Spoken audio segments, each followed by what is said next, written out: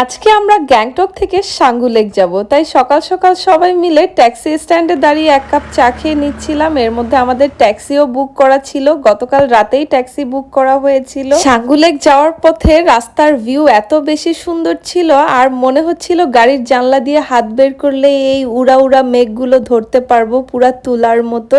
আর কেন জানি আকাশের দিকে তাকিয়ে এই দলা দলা মেঘগুলো দেখে খুব শান্তি লাগছিল। যাই হোক, আমরা সকালে ব্রেকফাস্ট করে আসি নাই, তাই একটা স্টপেজে দাঁড়িয়ে যাই ব্রেকফাস্ট করার জন্য। আর আজকে আমাদের ব্রেকফাস্টে আমরা নিয়েছিলাম ডিম পাউরুটি, আর এত ঠান্ডার মধ্যে এই ধোয়া ওঠা ডিম পাউরুটিটা জাস্ট অনেক মজার ছিল। আর এই যে ওকে দেখতে পাচ্ছেন, ও ছিল আজকে আমাদের গাইড। ওইখানে গাইড প্রয়োজন হয় না, তারপরেও কেন জানি একটা গাইড দেয়। আর এই যে দেখতে পাচ্ছেন বাতাসে কাপড়গুলো উঠছে, এখানে নাকি এক ধরনের সূরা লেখা থাকে। ওরা বিশ্বাস করে এই কাপড়ের মাধ্যমে যে বাতাস প্রবাহিত হয় সেটা নাকি শুদ্ধ বাতাস। তাই ওইখানকার রাস্তার দুই পাশে সারি সারি এই কালারফুল কাপড়গুলো বাঁধা থাকে। আমার খুব শখ ছিল সাঙ্গুলে গিয়ে সুন্দর করে শাড়ি পরে ছবি তোলার, কিন্তু সেই শখ আর পূরণ হলো না, কারণ ওয়েদার অনেক বেশি খারাপ ছিল। আর এখানকার সবকিছু ডিপেন্ড করে ওয়েদারের উপরে। ওয়েদার ভালো তো ঘোরাফেরা ভালো, আর ওয়েদার খারাপ থাকলে ঘোরার অবস্থা খারাপ। যাই হোক, আর আমরা যেখানেই দাঁড়িয়েছিলাম আমি ওইখানেই কয়েকটা শাড়ি পরে ছবি তুলেছিলাম, কিন্তু মন মতো হয়নি। তারপর এই যে ইয়াকগুলো দেখছেন, এগুলো সাঙ্গু লেকে থাকে। ওই দিন ট্যুরিস্টরা সাঙ্গু লেক পর্যন্ত যেতে পারছিল না, তাই ইয়াকগুলোকে মাঝপথ পর্যন্ত নিয়ে আসা হয়েছিল। আর আমি ওই ইয়াকে বসে ছবি তুলছিলাম। আর এই ইয়াকে বসে ছবি তুললে 100 টাকা দিতে হয়। এর মধ্যে এই ইয়াকের উপরে উঠে আমি অনেক বেশি ভয় পাচ্ছিলাম, কারণ এই ইয়াকটা যদি একটু কোনো রকম নাড়াচাড়া দেয় আমি পিছন থেকে ডিরেক্ট নিচে, কারণ আমরা সমতল থেকে প্রায় অনেক হাজার ফুট উপরে। আর এখান থেকে পড়ে গেলে আমার হাড্ডি গুড্ডিও খুঁজে পাওয়া যাবে না।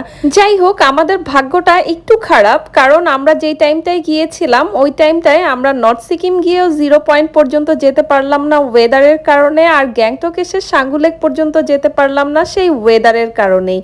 এখানকার ওয়েদারের উপর অনেক কিছু ভ্যারি করে, তো আপনারা যখন যাবেন তখন চেষ্টা করবেন উইন্টারটা একটু অ্যাভয়েড করে যাওয়ার।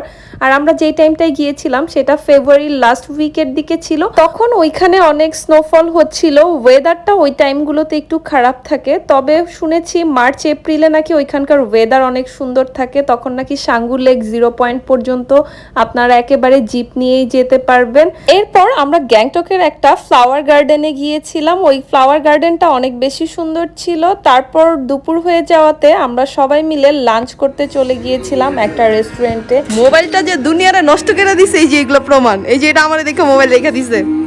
আর এদের মতো কার কার বাসার লোকজন আছে যে কোথাও খেতে গেলে অথবা কোথাও বসলে শুধু মোবাইল টিপে। আর আমরা যে রেস্টুরেন্টটায় গিয়েছিলাম ওইটাতে ওয়েলকাম ড্রিঙ্কস হিসাবে আমাদেরকে গরম পানি দেওয়া হয়েছিল।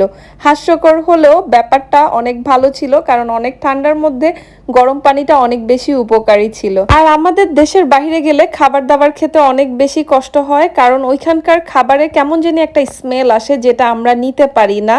যাই হোক, ওইখানে বসে আমরা আমাদের বাংলাদেশের খাবারগুলোকে অনেক বেশি মিস করছিলাম, বাসার রান্না করা খাবারগুলোকে। ওই রেস্টুরেন্টে যাওয়ার পর জুবার ওর বোন চাইনিজ অর্ডার করেছিল, আর আমরা বাকিরা সবাই ইন্ডিয়ান কোনো একটা খাবার অর্ডার করেছিলাম। তবে খাবারগুলো মোটামুটি ভালো ছিল, তবে কয়েকটা খাবারের মধ্যে সেম স্মেলগুলো পাচ্ছিলাম।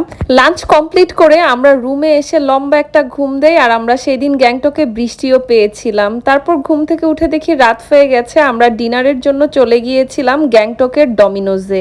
আমরা গ্যাংটকে আসার পর পিৎজা হাটও খেয়েছি, ডমিনোজও ট্রাই করেছি।